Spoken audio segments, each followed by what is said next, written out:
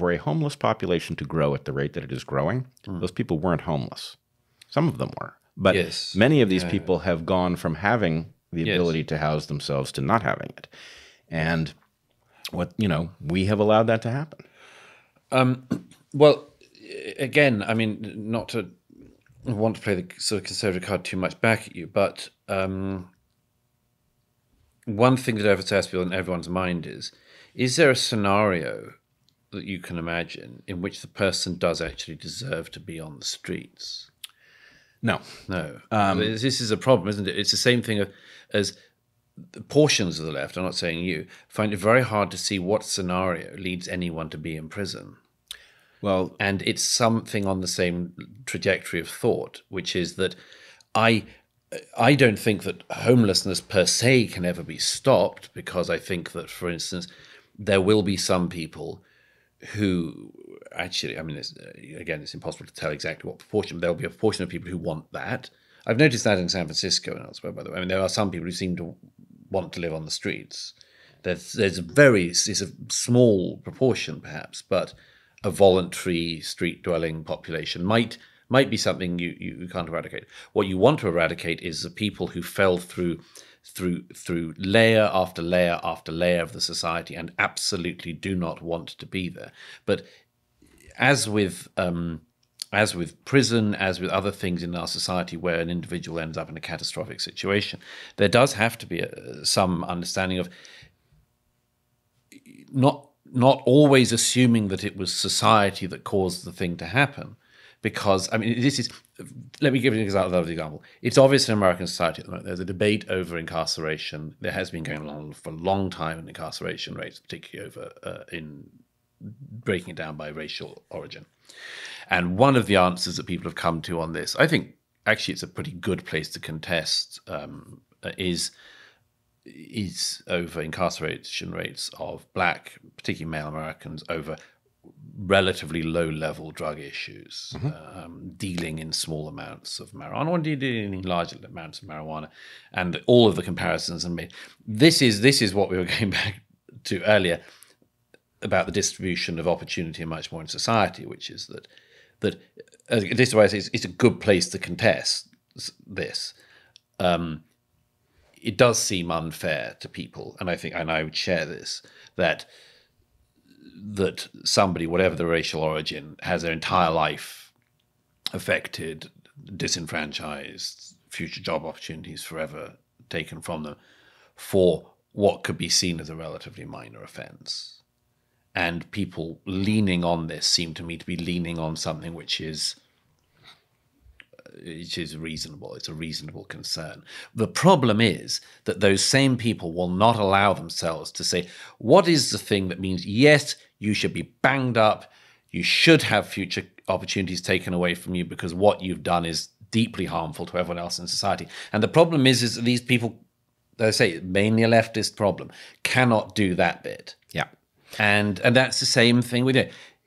And this is, the right can be heartless at times, but there are times where a form of heartlessness is necessary. If somebody is determined to do a thing and does it again and again, you cannot then say that we as a society let them down. No, that person's responsible. They have to pay. Yeah. Oh, I totally agree. Question you asked me was whether anybody deserves to be homeless, right? Do people deserve to be in prison? Many do. And I also, I'm not sure, by the way, I'm not sure that I think anyone deserves to be homeless. Right. But I'm saying the situation that emerges that means that some people will screw up again and again and again, and some people, we present it only in terms of they haven't got the help they need. Yeah. And that is a very reasonable way to present it. But as you know, we all know there are people who every single opportunity you give them, they fall through. Well, okay, you've got two categories. I'd say there are three categories, right? You've got a category of people who, given enough functional structure, would be productive and decent and have fallen through the cracks because there's no safety net, right? Then you have people who meet your description, who, given every opportunity, can't pull it together, but not necessarily because they want it that way. They may be badly damaged and just incapable of doing the kinds of things that would solve the problem. And then you've got undoubtedly a category of people, and I don't know how big it is, but a category of people who just suck and aren't interested in participating in society. And, I would argue homelessness is not a right answer in any of those three categories, in part, not just because of the people involved. The first two categories, I would argue, deserve our compassion, right?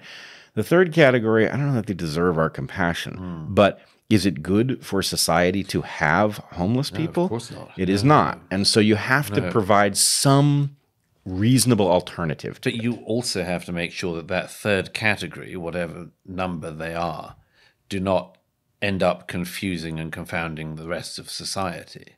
Oh, so 100%. This is it's the parents' dilemma again. It's that at some point it cannot be extrapolated out onto everybody else when one person has behaved in a certain way for which they have to pay. Totally. And with respect to the prison side of the equation, I would say I think it is insane that we do not distinguish between, at the very least, sociopaths, and maybe I mean psychopaths in this case, and other criminals, right? And sorry, it's because the criminal one is in some ways easier.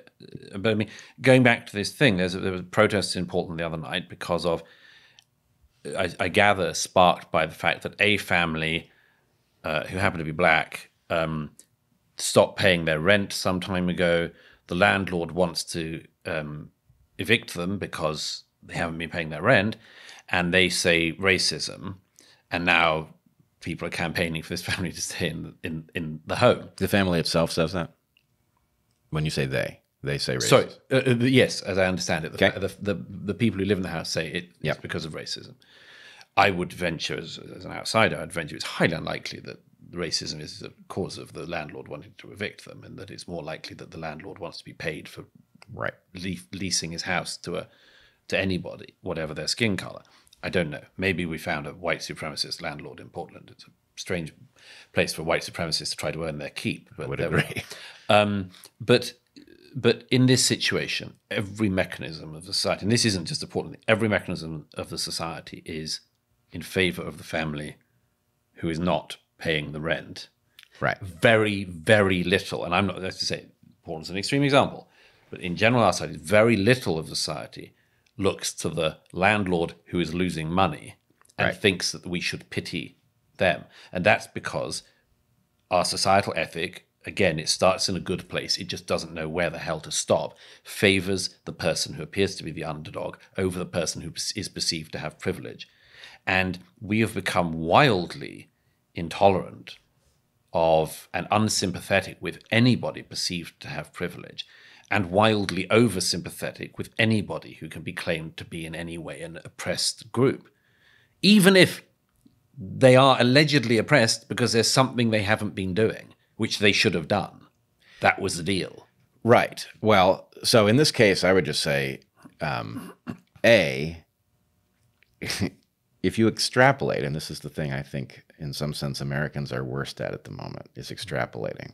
But if you extrapolate from, well, we can't very well evict these people for not paying because, it doesn't matter what follows the because. Once you set that in motion, the point is what you've done is invalidated a system that houses people without suggesting a replacement for it. Sure. So it's insane, right? It's just simply unstable. Yeah. That thing of people falling off the bottom, when I said earlier about, does anyone deserve to be homeless? What I'm trying to get at is society cannot rack itself endlessly over the tiny number of people who actually fall through their own volition. Right. Okay. We cannot be endlessly empathetic with those who have been given every opportunity and still fall. And one of the reasons is, and I mean, this is a very ugly, very unpleasant thing to say, perhaps, is that knowing that that is possible is one of the things that keeps everyone else running. Well, so citing that, I mean, I have this instinct always with the homeless. I'm by no means heartless on this issue, but it depends what your state in life is. But I've certainly had times in my life where I see somebody who's begging and I think, could be me. Could be me. And that's a good instinct to have for lots of reasons. One is it gives you sympathy with the person in question. And the other thing is it reminds you to work.